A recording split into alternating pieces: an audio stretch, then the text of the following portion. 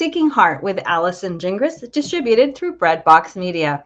I am joined today by the author of, and of course I lost, there it is, Better Than Okay, Finding Joy as a Special Needs Parent, Kelly Mantoan. Kelly, thank you so much for joining me today. Thank you for having me, Allison. It's great to be here and to chat with you. Well, I obviously loved your book. I am a special needs mom. One of the things that was interesting to me, Kelly, I'm just going to totally jump right in. One thing that was interesting as I was reading your book was you start with like the steps of grieving. And I am a special needs mom, but in kind of an interesting thing that's happened, I chose to be a special needs mother because I adopted a child that was deaf. I knew she was deaf. What I didn't know when I adopted her is that she also has a mild cognitive disability. So that I wasn't expecting. And so reading your book, especially that first chapter, when you go through those steps of, and you can explain these in a minute, you give that juxtaposition of the steps of grieving and this idea of the diagnosis that you get with your child, and how funny I was prepared for a special needs child when it was the need I was ready to deal with. But when the new diagnosis came and I realized how that was going to change our lives, her life, I did have to go through these steps of denial and acceptance. So tell us a little bit about that process. Yes. Yeah. So, I mean, most people have heard of the steps of grieving or the stages that you go through when you're grieving a loved one.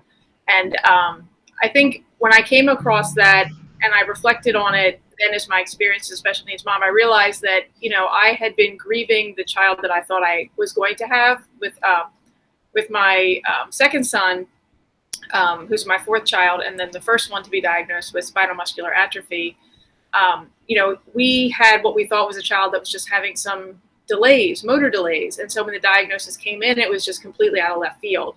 And so really, it was a grieving process. Even though we were still blessed with a child, we still had this, he was almost 1 when he was diagnosed.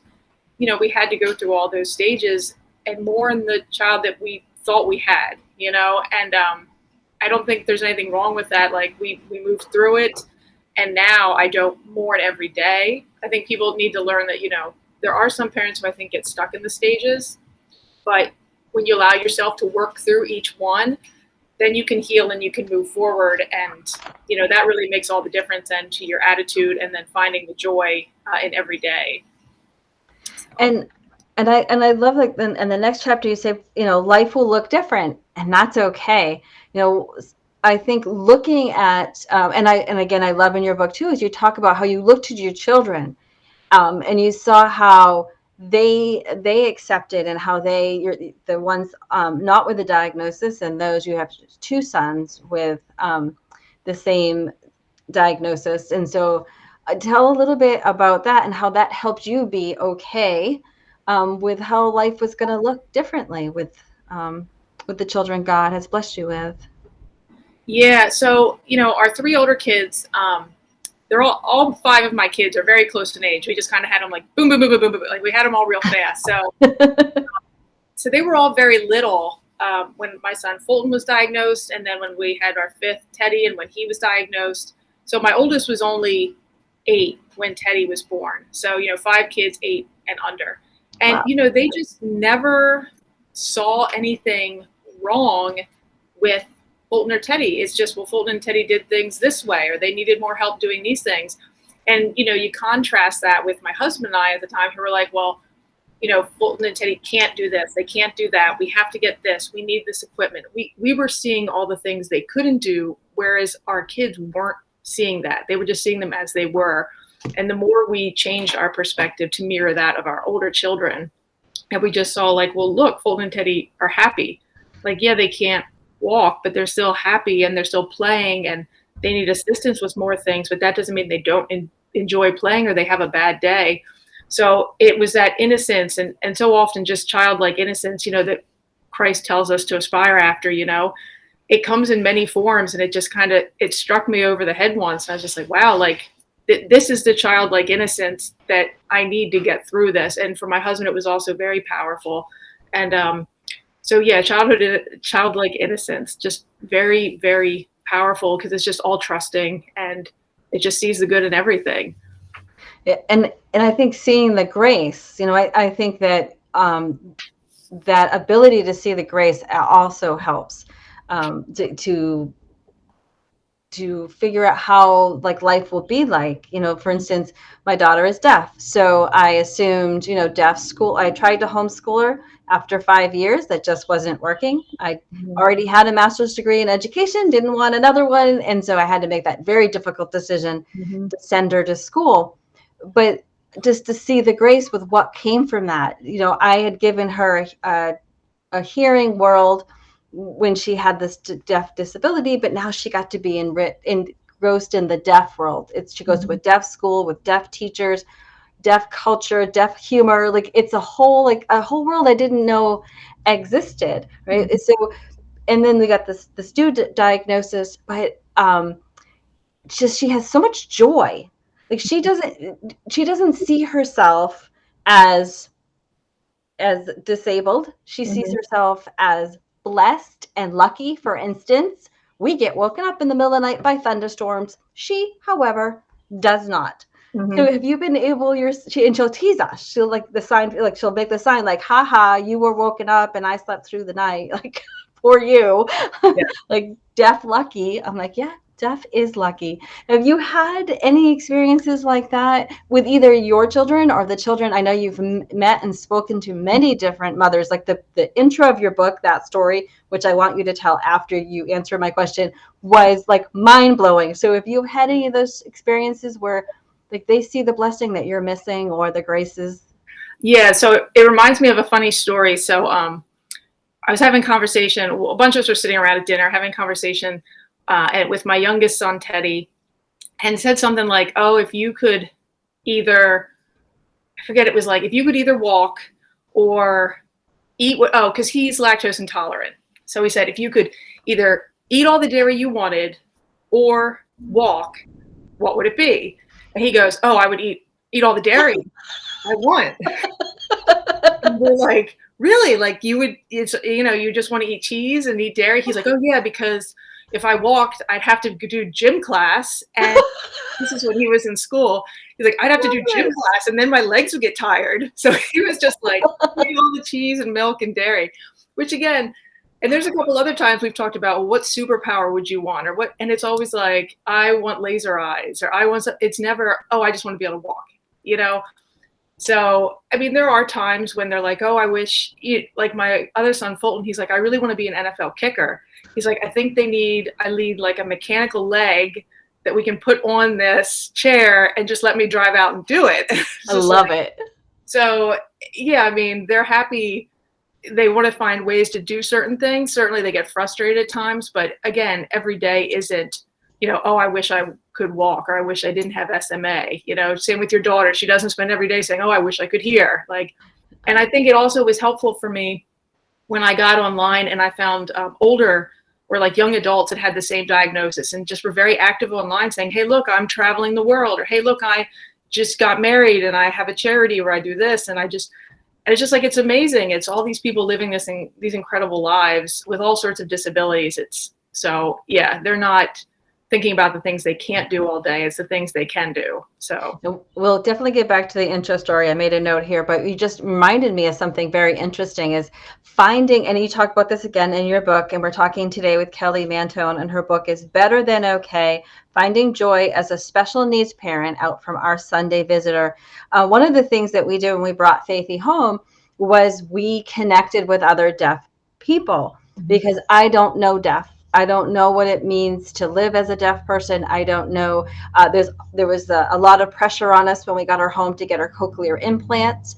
I didn't know enough about that. So I wanted to talk to people who had that experience. And I met the most amazing people. Like a woman in her 80s who said, don't ever take time to teach her how to lip read. It's too hard and she'll miss out on all the other things she could be learning. Teach her American Sign Language and get her reading, or, give her experiences of deaf. Don't teach her how to lip read. It was too hard. And then I met another young man who actually has just graduated from Princeton, who had the cochlear implants. And he said he wished he hadn't done it for a very varied reasons. It didn't work very well on him. And so when we talked to Faith about, because I want that to be her decision, I'm sure there's things with Fulton and Teddy that you want to make them part of the decision. It's their body. And I said to her, like, do you want to look into this? And she looked at me like I was crazy. She's like, I like deaf. This is how God made me. I'm deaf and I like deaf. And I didn't expect that. It's the same kind of like, she wouldn't look at hearing as being the superpower she'd want. She'd look at, being able to probably drive a car really fast around a racetrack, but that's beside the point. So I love that advice of looking for other, not only parents with children in the same situation, because I know you need that support, but also other people who have lived that experience of whatever disability it is, and see what ability it can be for that person. Okay, so now you have to tell the story that you start. It's going to be a spoiler alert for those reading the book. Spoiler, but it's so worth it because the story is crazy, Kelly. Yeah. So my husband's family is in the Midwest. So every couple of years we do a big road trip out to the Midwest. And we usually have to break it up over 2 days. So on one leg of the trip, we had to look for mass, where we could go to mass on the, leg of the trip. And so we found this church, and, it was in a rough part of town, and it's an older, beautiful historic building. And we're trying to figure out, okay, where we're going to park, looking for the elevator. We get into the church. We're squished in the back because, of course, we're late. And we're there for like 2 minutes, and we're like, oh, the air conditioner is not working. So it's really hot. We're all packed in. And then I notice also in the bag is a mom holding up a baby, and I can see like a feeding tube loop kind of sticking out of the onesie. And I start talking to her, and she's like, oh, I know you. I read your blog. And that's so wild. You always think, as a Catholic blogger, like, oh, maybe I'll meet someone, but I usually don't. I've traveled, I've stopped at churches. I usually don't. I'm not a big deal. But she had found me, and so we talked, and then after mass they had donuts, and I was chatting with her and some other people. And of course, the whole time I'm thinking like, and she had reached out to me before. This is the thing. She had emailed me before because she was having her second child had just been diagnosed with something. So we'd actually contact. She's like, oh yeah, I read your blog. I'm the woman that emailed you about this. I was like, oh, okay. So the whole time I'm talking to her, I'm thinking, oh, I know she's been going through a tough time. I want to say something like super inspirational, special needs mom, like, woo, no idea, trying not to stress out about like Fulton and Teddy just like driving really fast in an unfamiliar setting. So we left. And I just thought, oh, that's so neat. I've met somebody. Well, then, and I'm wondering, like, did I say the right thing? Did I provide any sort of inspiration? And probably like a week later, she emailed me and she said, oh, our one son, they think he's going to need a wheelchair. And my husband's been very like depressed about it. But after seeing your sons and how happy they were, that really made all the difference. And he feels much more, he's not so upset now that his son might need a wheelchair. And I was like, wow. And I still keep in touch with that family. I still keep in touch with her. We still email, and she updates me. And, but yeah, it was just, and she knows she was in the book. I emailed her. I asked, is this okay if I share the story? Did I remember it correctly? But yeah, it was just, you never know. Like I was thinking, oh, I needed to say the right thing, but it was just us being there, participating in mass, and my sons just living their best life, driving in their power chairs, getting into mischief. That's just what this other family needed. And that's why, I have a ministry also, acceptingthegift.org, where we support Catholic special needs parents. And so much of it is just helping people, because there's so many families aren't going to mass because it's so hard on their families, and making people feel welcome and going to mass and knowing that you're welcome there, So yeah, that's interesting. That's how the book starts off and everything. And yeah. That story is remarkable. And I'm so glad you mentioned acceptingthegift.org, because I had heard about it when you were participating in our Sunday Visitor Institute Challenge. Like, you went pretty far with this. Can you tell us a little bit about this experience? I did. Yes, I was Accepting the Gift was a semi-finalist in the OSV Challenge. So I did that last year. And so I didn't make it to the finalist round, but there were like something like 600 entries, and I made it to the top 24. And so then I spent all of last summer getting a lot of business training and help, and they gave me some money, which was very helpful to really grow the ministry. So although it was disappointing to not make it onto the finalist round for the grand prize, it was such a huge boost to the ministry. I learned so much. You know, my background is writing, mommy blogger. I was trying to run a ministry like a mommy blog, and it's not the same thing. So it was good to get all the technical stuff and get the financial support. Now I've just really been able to bring in a lot of people to help, and we've just been creating a lot more resources and doing more things. So I'm excited to just keep watching it grow and help more people, because it's such a need. There's really nothing else like it out there on a national level. So yeah, except in the gift.org. Well, it's amazing. Accepting the gift.org. I'll have the link in the show notes, of course. And that brings me to another thought. When I first brought Faith home from China, people would say the craziest things to me. They'd either just stare and say nothing because they didn't know what to say. And I'm sure this happens a lot more for a child in a wheelchair, because her disability isn't really something, she doesn't wear hearing aids. You really can't tell. It only would happen when people would try to talk to her, and I would say, "Oh, I'll interpret for you. She's deaf," and people would say things like, "Oh, I'm sorry," or my favorite was like, "Did you know?" Or did they bait and switch you? Are you going to get her fixed? Do you have any normal children? Like, these people don't mean to be hurtful, but so I tried to spend some of my time educating people and how to, like, don't stare at us, come speak to us. We love educating. We love meeting new people. I love interpreting.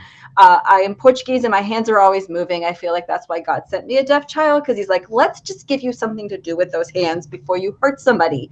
So Kelly, what do you do? This must happen again a lot with the boys being in wheelchairs. It does. We get a lot of, obviously, stares. I mean, we're a big family anyway. 2 of my sons are in power wheelchairs, so we stick out. I often say we're like a parade anywhere we go, you know, especially if we have a nurse with us, we have an extra family member, some friends. It's really, we're like a field trip school. We get a lot of looks. And it's hard because my sons really don't want to talk and engage and advocate. They really aren't interested in answering questions. They just want to be left alone. If a child comes up to them and starts talking about like regular kid things, like, hey, did you see the latest Marvel movie, or what favorite X? That's fine. But if someone comes up and right away is like, hey, you're really good at driving that chair, like, hey, you know, slow down, buddy, you're gonna get a speeding ticket. They just don't want to hear it. Or when people come up, the worst thing is a lot of people assume they're intellectually delayed because they're in wheelchairs, which of course, being in a wheelchair doesn't mean you're intellectually delayed. So people will come up to them and talk to them like they're toddlers. And again, so they want nothing to do with that. But then people take the fact that they're not talking to them to mean like, oh, well, they must not be able to talk, or they're confirming their belief. So then it's on me to try to speak up for them. And so when they were younger, I would probably overshare, like, oh, I want to be this advocate. Now I've learned it's not about that. It's not every moment is a teachable moment. Like, certainly you want to be welcoming and you want to go up to people and you want to ask their questions and you want to encourage people to engage with disabled adults and children, but not every moment is a teachable moment. Like, sometimes I just need to keep moving with my sons. I can't like explain to you. Yeah, that's a good point. You know, like what ableism is and why your question is wrong. I think the thing I hear the most is what's wrong with them. And I usually just say there's nothing wrong with them, you know, and I just leave it at that. And if someone wants to be like, oh, well, like, why are they in chairs? I'm like, it's how they get around. Like, it's just, you know, if someone's just genuinely interested, you know, they have some cool adaptive equipment that we use when we're at the beach. People come up and say, where did you get that equipment? I know someone that has a condition that could really use that. And I'll say, oh yeah, this is this. And I'll talk to people, but I can't always spend every minute of every day I'm out with them answering everyone's questions. I try to always be positive. Because I'll meet people that are just so sad for us. You know, they'll just say, oh, I just hate to see, you know, young kids in wheelchairs like that. And I'm like, oh, well, you know, it's all they know. They're very happy. They have a happy life and we're all happy together. And we're going to keep moving on now. So I think it's just being positive and it's them, it's their beliefs, and I can only do so much a short amount of time. So I do the best That I makes can. sense. And I That just, makes a lot of sense. I hope that in time my boys will want to advocate for themselves more and Mhm. speak up and not, kind of just want to ignore and brush off people and maybe Yeah. just bump into them with their chair and like move on. Yeah, that's them. So in time, they'll figure out their own way of dealing with it. Yeah, they're still little guys. Oh, they're teenagers, right? Was one of them a teenager? Yeah, they're 11 and 13. It's So, not little guys. It's more like teenage attitude. Like, I can't be bothered with you. Like, if yes. that's how you're going to talk to me, I'm moving on. Think of any 13-year-old. You go up to any 13-year-old and you start talking to them like they're 3 or 4. What are they going to do to you? How are they going to act? Same way. They're not going to answer your questions. They're just going to be like, excuse me, and they're going to leave. So that's The how the they act. the only person I ever got, I'd say, angry with, I guess is the only way I can put this, is this well-meaning woman who Mhm. kept, we were in a line somewhere and she kept signing the I love you sign to my daughter, who was like, I'm trying to say, like, well, she was adopted at 4, so between 4 and 5. She was very new to the country and to the language, but she did know I love you. But this woman kept signing it to her, and I very nicely said, well, that's kind of confusing because you're a stranger and Yeah. we're trying to teach stranger danger and she doesn't know you. So if you want to just wave, that's, you can say hello. Hello is the same in sign language. And this woman got so mad at me. Well, it's the only sign I know. Like, I was being the rude one. And I thought, okay, well, that's your Yeah. problem, not mine. And there was a part of me that kind of wanted to engage. And I was like, nope, nope, Yeah. Christian Allison. But it's just interesting how, guess well meaning sometimes, but yet don't really know how to interact or how to engage. But the I love you to deaf people that you don't know, just for anybody out there wondering, is not okay. Yeah. I mean, if you wouldn't walk up to other random strangers and say, I love you, then don't Yeah. No. sign it to somebody that you don't know. I mean, just treat disabled children and adults like non-disabled children and adults. That's kind of a good rule of thumb. That's a fantastic rule, Kelly. That makes perfect sense to me. We're talking this today with Kelly Mantoan, her new book, Better Than Okay, out from Our Sunday Visitor. Can you just give us a little bit, as we come to the end of our time together, a little wrap of what the book is about, what you hope people who read it will get from it? And yeah, that would be good. Because since Um, I've just jumped into yeah, jump all in. my thoughts about it. So, my book is Better Than Okay, Finding Joy as a Special Needs Parent. So it basically walks special needs parents through the stages of grief they may feel following a difficult medical diagnosis. And then I just also write about how our family just started being able to find the joy in every day and establish a new normal. And by using our example, as well as different prayers, examples of saints, biblical stories, just showing how other families going through a rough medical diagnosis, or really I've heard from other people, other just very challenging circumstances, you can arrive at kind of this new happy normal and realize like, hey, it's going to be okay. It's totally different than what I thought life was going to be like, but it's okay. And it's not only just okay, it's better than okay. So that's nutshell. Very good nutshell. And it was so engaging. I think I got through half of it in one day and the second half the other. It was just very well written, very interesting. I love people's stories anyway, and I think you have a very engaging and just personable way of sharing it. Your mommy blog ness comes through, and it's really engaging. So and thank you for writing this, because there are many, many moms and dads out there that really need to hear this message. And I like how you just said that it's not just with the difficult diagnosis of a disability, but there's a lot of other very challenging Yeah. things that we are going to face in our life, that this information is very helpful. The prayers were beautiful, and I'm always into adding something new to my Saint posse. So Kelly, where can we, first of all, what is your mommy blog? I think people would really love to connect with you there. So my blog is thisaintthelyceum.org. Or you can just search for my name, Kelly Mantoan, and everything pops up. So the mommy blog, This Ain't the Lyceum, but then I'm also a founder and I run acceptingthegift.org, which I said is my ministry for Catholic special needs parents.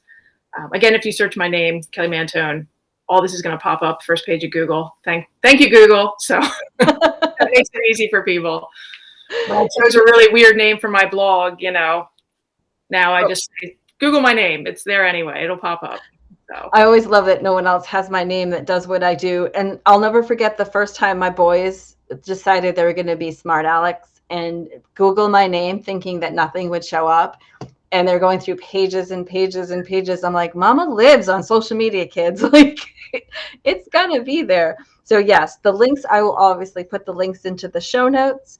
And just finally, I always tell people the first place to go for the book is your local Catholic bookstore. If they don't have it, you can ask for it. It's such a great way to not only get the book for yourself and support that local bookstore, but also let the bookstore know what kind of resources are out there, because it's a very special book.